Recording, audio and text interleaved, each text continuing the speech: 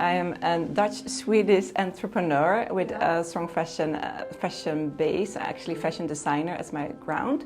I'm the founder of Studio Heijne, fashion brand, and I'm also a tech entrepreneur trying to start a tech project within fashion. It's a fashion brand for women, but the concept is that you can personalize all garments, so you can adjust not only some details, but also most important, we adjust the size to your personal size, so kind of made to measure, you can say. Sustainable qualities, of course. The whole focus is to be more sustainable, so not only in producing garments for women in personal size, so we produce on demand. Producing on demand is producing when you're actually getting a demand from a customer. So when a customer places an order, we send very concrete, like an order to the factory, and they will make that one piece, and it will be made for this customer. So you won't, produce unnecessary garments. And then we do also produce, so made to measure, and that's like one more step then that you actually also adjust the garment then to the customer, to the size and the taste. Being a fashion designer, I had this dream to start my own company, but I definitely didn't feel ready after my school. So I moved to Sweden, and I worked there a long time at H&M to get a really hang of the business. But after many years there, more than 10 years, I also got fed up with the fast fashion industry. It's a low value of garments actually, and the work behind it was not reflected in the actual price of the garment. So I was slowly starting to think in new terms, okay, I would like to start something on my own, but another fashion brand. There is already so much garments, so much clothes, so much fashion. So it was important for me to make a twist. You do something better for the world, more sustainable, like a brand for the future, which really can be proud of. And especially in the beginning, I really felt I was not taken serious by men. That was really, really obvious, Of course, I was also a beginner. I wasn't an experienced entrepreneur, but I often felt when I just talked to men, they were a little bit like, okay, yeah, we can help you. So that was really unfair, I think. Now, many years later on, I don't have that experience yet. I think I can be more confident and just, show that I actually know what I'm talking about. One of the challenges as entrepreneur is building your network. Coming from I was employed before. I didn't really have actually a big network. And then as a female entrepreneur, I think it was even harder to get in some kind of contexts, like networks with a lot of where you want to mingle with investors or other more. Maybe I was interested in the tech part. It was a bit hard. A lot of men there. So that networking with women is much easier. My work is not my work. It's like what I love to do. It's like what you're passionate about.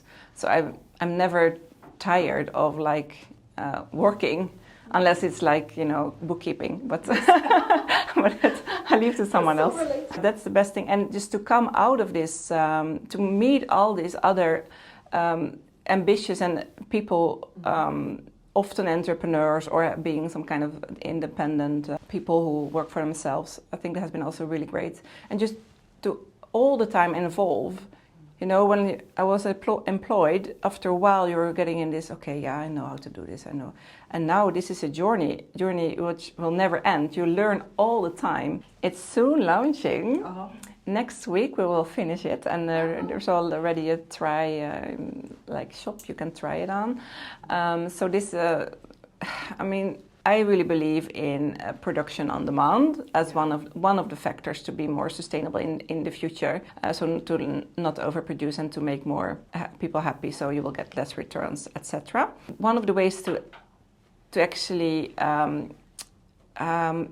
achieve that in an economical, sustainable way, it needs automation.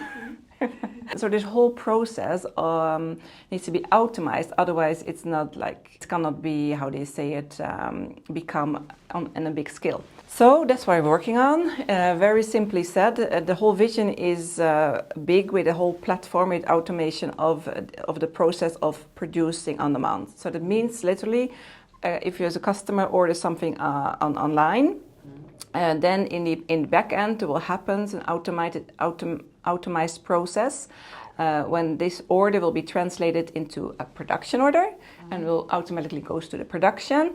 And ideal, we're not there yet, but it will come directly to the machine and in the right personal pattern, and it will be cut. So this whole process will be more automated, so it will be scalable. That is really It's much more flexible because you can also adjust it for example, when we had Corona a few years ago, a lot of stores had problems because they bought so much. And if you work with this on-demand system, you can adjust your amount so much better, so you won't have the same problems. Yes, just go for it. Just be brave. It's not like, it seems like a big step, but just step for step. Take small steps. You know, start just with, like, if you can, do it start your business in the evening. You know, do it extra, so you don't need to, like, which I did, quit your job. but you can start. So just do it and start small, and find, if you're in a relationship, find modern man who's equal, so, you know, so you can really, like, it's very important, I think. It's like one of the things to, if you're a woman you're a young woman and you want to have a family, I mean, you need to have a really good equal relationships to be able to do your entrepreneurial career. So find a good man, a woman, a good partner, and really start thinking about your network in the beginning. I think that's like really like a key. Start networking and even start talking about what you want to do. Because it will give it. If you start talking about it, it will. New doors will open. You will talk with other people. You will get feedback. You get tips. Oh, maybe you should talk to these people, and so you come further in your journey. And don't try to do it all yourself. That's the don't. So that's maybe also the tip, to try to find a partner. Okay, I've been doing it. I've been trying to find partners, not being so successful, but still I ask people for help, and that's really like important, because you cannot and do it yourself, and you don't want to do it yourself. You're much stronger together. But also, can I say one more thing? Because it's also, I think, important. It's more like a business related, but also that's also maybe related to talking about your idea. Don't just sit in your room and just, you know, work with your idea and then release it. Really, you know, you have to be checking it all the time. See if there's actually someone who wants to buy what you're doing. Yeah, I think that's like a critical thing. Yeah, so first of all, I think Green Little Heart is, of course, already like doing a really great job with like trying to build this community. And it's not only women, but there are a lot of women, right? If you can, and you're a bit more senior, be a mentor for a younger woman, and also try to really have a lot of women in your own company. Actually, it's like setting the example, really, because in a way it's a bit like the many reasons why the world looks like it is, with so many men with power. But you know, you're recruiting the ones who are kind of similar to yourself, and even if you try not to, it's kind of natural. So for a woman, we should maybe think a bit the same, that we also should like get other women in our team. Yeah, it's the best thing. The best choice I did one of the best choices I did in my life.